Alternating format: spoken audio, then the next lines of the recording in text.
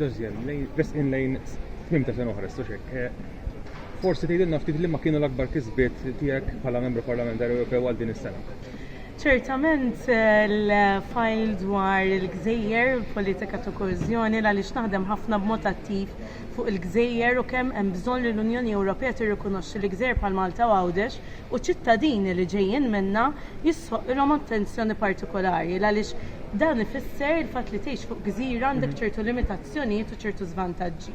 U għalhekk pereżempju fejn idħol it-trasport, il-fatt li aħna niddependu fuq l-ajruplan u l-vapur biex aħna nivvjaġġaw huma l-uniku mezzi għalina anke biex immorru mhux biss bejn gżira oħra ma biex naslu fil-kontinent, dan ifisser li meta ndaħlu liġijiet ġodda inkluż fil-qasam ambjentali, importanti li pajjiżna jevolvi u jilħaq miri ambjentali importanti, imma essenzjali li l-Unjoni Ewropea fil-liġijiet tagħha tara fil-gżejjer bħal tagħna għandhom bżonn kultant trattament ftit differenti fejn jitlu pereżempju aspetti ta' deadlines u aspetti ta' miri li jridu nilħu sa' ċertu sena partikolari jew oħra.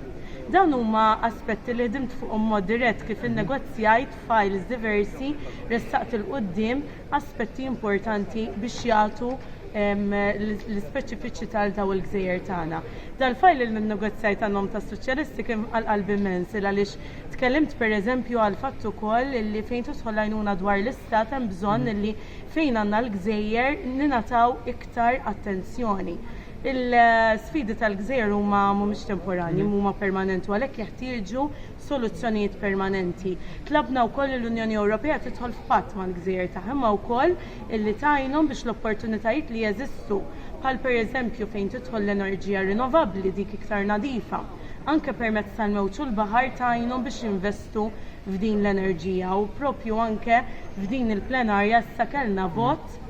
li jirrelata wkoll ma' iffaċilitar ta' permessi għal min jixtieq jinvesti f'enerġija solari pereżempju li hija enerġija iktar nadifa u li hemm bżonn iktar minnha mhux biss l-ambjent imma anke biex ninqalgħu mid-dipendenza tagħna fuq pajjiżi terzi f'dan ir-rigward. Din hija biss parti mill-ħidma għaliex imbagħad kien hemm il-ħidma diġitali biex ikollna suq teknoloġiku Ewropew li huwa iktar inklusiv u ma jħalli l-ħadd waraj li hija l-qalbi ferm. U hawnhekk insemmi pereżempju il-ħidma li wettaqt fis-sem il-Kumitat tat Trasport u Turiżmu s-Soċjalisti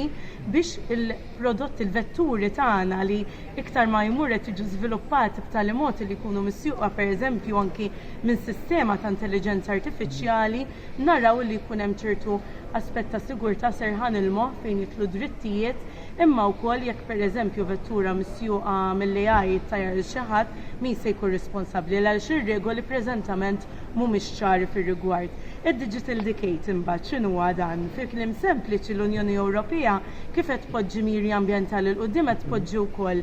miri diġitali għall-2030 li rridu nilħqu bħala Unjoni Ewropea fejn jidħlu l-ħiliet. Il-ħiliet tal-anzjani tagħna, tal-ħaddiema tagħna, fejn tidħol il-konnettività għandek żoni fih dan l-Unjoni Ewropea li għadhom mhumiex konnessi b'mod adekwat bl-internet, pereżempju, żoni diversi. Ma rridu nħallu lill-ebda reġjun u persuna warajna l-intrapriżi tagħna li jridu wkoll jiddiġitalizzaw u ħiliet differenti, ħiliet fuq livell bażiku biex anzjan jilħaq servizz pubbliku li qiegħed online imma wkoll ħiliet ta' professjonisti fil-qasam tal-IT, fil-qasam tal-gaming, fil-qasam tal-computing, tal-AI, il-big data, li għandna bżonnhom jekk bħall-Unjoni Ewropea rridu nkunu minn ta' quddiem biex niżviluppaw anke f'daw it-teknoloġiji mhux biss fil-postijiet tax-xogħol tagħna ma nsibu soluzzjonijiet innovattivi fir-rigward. Dan huma kollha oqsma importanti, però xtaqt ngħid ukoll li xi ħaġa li enfasizzajtu bi pjaċir ittieħdet ukoll bħala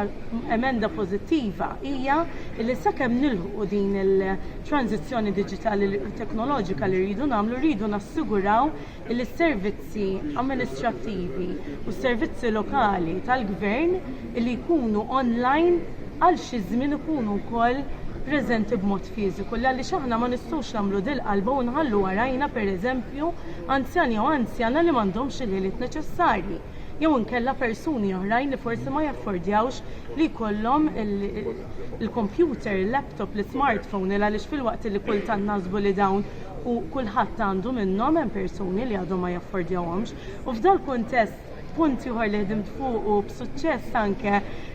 ġi inkluż fil-policy paper digitali tas soċjalisti li fuq ħankunu qed nikkampanjaw anke fix-xhur li ġejjin anke lejn il-kampanja tal-Parlament Ewropew, punt essenzjali l-aċċess tal-internet illum dan mhuwiex kapriċċ imma sar neċessità. U għalhekk baqalek persuni li ma jaffordjawx illi jkollhom l-internet u rridu naraw li dan ma jibqax biss dritt diġitali bażiku ma jiġi elevat għal dritt fundamentali. Dan ifisser li kun qed iġib iktar obbligu biex kulħadd ikollu aċċess u l-gvernijiet assiguraw li kull persuna jkollha aċċess għall-internet għaliex kif qed ngħidu dan huwa xi ħaġa prattika fil-ħajja ta' kuljum hekk kif is-servizzi iktar qed imorru online ċertu xogħol qed isir online essenzjali li jkollna dan id-dritt. Imbagħad l-ugwaljanza li hija l-qalbi li fil-ħidma kontinwa tiegħi dejjem naħdem dwarha l-ugwaljanza bejn is-sessi ma l-ugwaljanza bejn reġjuni differenti tal-Unjoni Ewropea gżir bħal tagħna li ma jistgħux jitħallew jaqgħu lura u rridu ngħinuhom biex fl-opportunitajiet li hemm ikunu wkoll minn ta' quddiem b'soluzzjonijiet innovattivi li mbagħad jikbru għal postijiet ikbar għalfejn le.